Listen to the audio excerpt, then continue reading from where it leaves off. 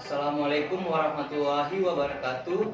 Perkenalkan, kami dari kelompok 3 yang akan membahas konstitusi dari negara Belanda yang beranggotakan 8 orang, yaitu satu, saya sendiri Muhammad Erwin dengan NIM 2003075 selaku moderator dan pembawa materi 1. Yang akan saya bahas yaitu sejarah konstitusi di negara Belanda. 2. Saya Susanti M dengan NIM 2003069 selaku pemateri 2 yang akan membahas bentuk negara dari konstitusi negara Belanda. 3. Saya Muhammad Edi Fauzi dengan NIM 20361. Saya selaku pemateri 3 yang akan memaparkan materi bentuk konstitusi di negara Belanda. 4.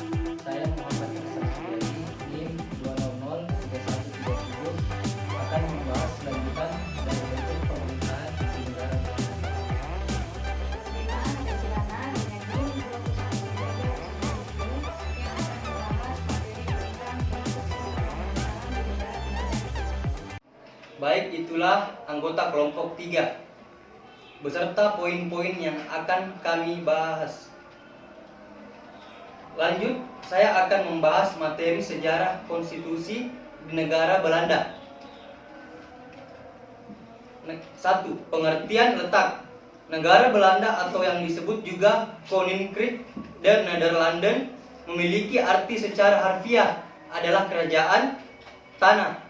Negara Belanda berada di bagian Eropa Barat Laut di sebelah timur negara. Ini perbatasan dengan negara Jerman, di sebelah selatan perbatasan dengan Belgia, dan di sebelah perbatasan dengan Laut Utara. Ibu kota Belanda terdapat di Amsterdam. Den Haag. Pemerintahan negeri Belanda menganut sistem monarki konstitusional, di mana pemerintahan didirikan di bawah sistem konstitusional yang modern, biasanya menggunakan konsep trias politika atau politik 3 serangkai. Ini berarti raja adalah hanya ketua simbolis cabang eksekutif. Jika seorang raja mempunyai kekuasaan pemerintahan yang penuh, ia disebut monarki mutlak atau monarki absolut. Itulah tadi sejarah singkat konstitusional di negara Belanda yang bisa saya sampaikan. Baik, saya serahkan kepada Saudari Susanti untuk melanjutkan materi 2. Baik, saya akan melanjutkan materi dari pemateri 1. 2. Bentuk negara. Belanda berdasarkan konstitusi sejak tahun 1814 adalah sebuah negara kesatuan. Negara kesatuan adalah negara berdaulat yang diselenggarakan sebagai satu kesatuan tunggal, di mana pemerintahan pusat adalah yang tertinggi dan satu-satu opsionalnya hanya menjalankan kekuasaan yang dipilih oleh pemerintah pusat untuk dilegaliskan. Bentuk pemerintahan kesatuan diterapkan oleh banyak negara di dunia. Ratu merupakan kepala negara yang melambangkan persatuan Belanda. Ratu terikat pada konstitusi dan fungsinya lebih banyak bersifat seremonial, namun juga memiliki beberapa kewenangan yang merupakan kelanjutan dari tradisi The House of Orange. Beberapa bentuk kenegaraan yang ada di dunia adalah 1.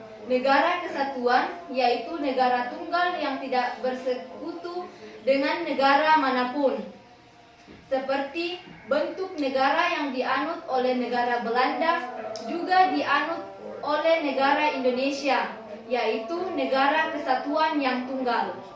2. Negara federal atau serikat federasi berasal dari kata Latin foedus yang berarti perjanjian atau persetujuan. Dalam federasi atau negara serikat, Bundesstaat 2 atau lebih Kesatuan politik yang sudah atau belum berstatus negara berjanji untuk bersatu dalam suatu ikatan politik. Baik, itulah materi yang telah saya sampaikan dari bentuk negara di Konstitusi Belanda. Selanjutnya akan dilanjutkan oleh pemateri 3. Baik, saya akan membahas tentang pelaksanaan konstitusi. Pelaksanaan konstitusi. Konstitusi pertama kali dimiliki negara Belanda secara keseluruhan. Dalam arti hukum, dasar yang diterapkan untuk semua provinsi dan kota adalah konstitusi diberdayakan oleh Union of Utrecht. Sehingga dengan perjanjian pasal 13, dalam perjanjian itu diberikan setiap penduduk kebebasan Republik hati nurani. Union Utrecht perjanjian terinspirasi anggaran Amerika Konfederasi.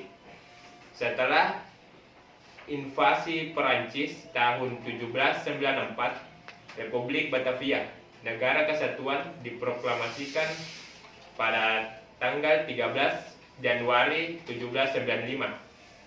Itu mengeluarkan Bill of Rights yang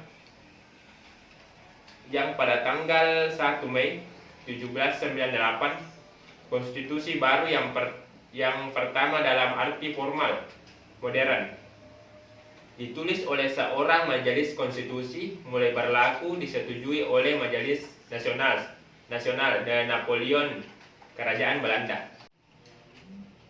Baik, itulah materi yang saya sampaikan dari pelaksanaan konstitusi negara Belanda.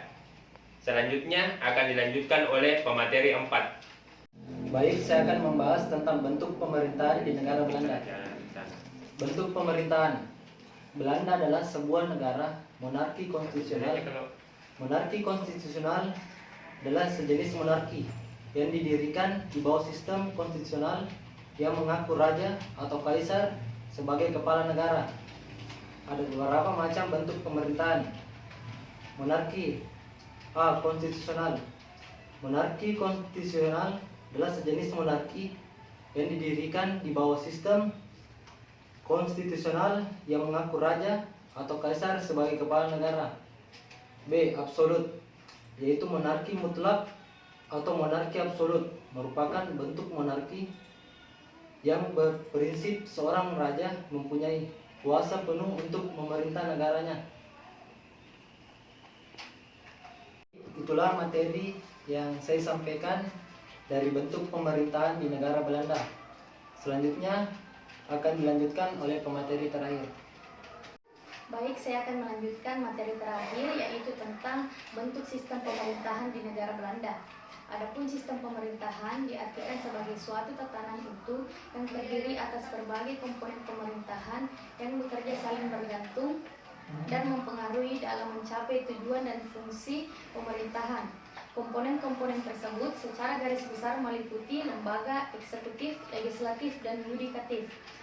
Sistem pemerintahan kerajaan Belanda adalah parlementer.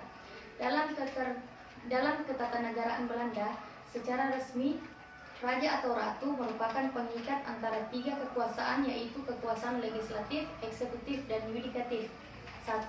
Kekuasaan legislatif, yaitu raja atau ratu menunjuk seorang wakil untuk menjalankan kekuasaan legislatif, yaitu sebagai anggota Tweede Kamer atau Majelis Rendah. Mereka mempunyai hak inisiatif mengajukan rancangan undang-undang.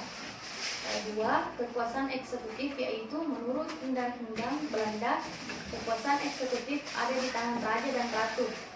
Karena raja dan ratu tidak dapat diganggu-gugat atau onsenboer, maka kekuasaan pemerintahan diletakkan di tangan kabinet yang dipimpin oleh Perdana Menteri dan menteri-menterinya yang bertanggung jawab pada parlemen. 3. Kekuasaan yudikatif. Kekuasaan yudikatif mempunyai kedudukan yang bebas dari dua kekuasaan lainnya. Raja atau ratu hanya memiliki wewenang untuk mengangkat anggota-anggota yudikatif.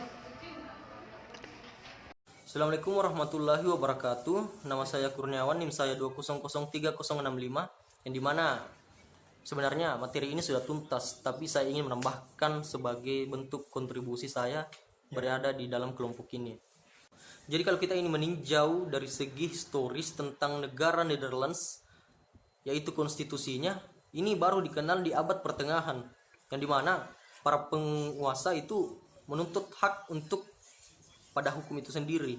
Dikarenakan pada saat itu semua orang berhak untuk berkuasa, tapi dia dituntut untuk mengikuti atau menaati sebuah aturan, yang dimana aturan itu harus sesuai dengan hukum yang berlaku. Konstitusi Belanda pada tahun 1978 dalam bentuk konfederasi dan pemerintahan berbentuk republik dengan catatan kepala negaranya bergelar stateholder, bukan presiden.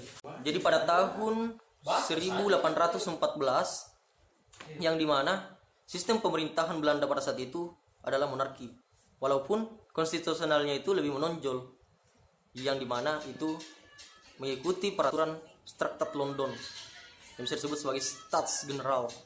Jadi bisa disimpulkan bahwa Belanda memiliki kepala negara yaitu raja, dan pemerintahan yang berkuasa itu adalah kabinet-kabinetnya itu sendiri. Jadi itulah yang bisa saya paparkan dari Kurniawan. Sekian dan terima kasih. Wassalamualaikum warahmatullahi wabarakatuh.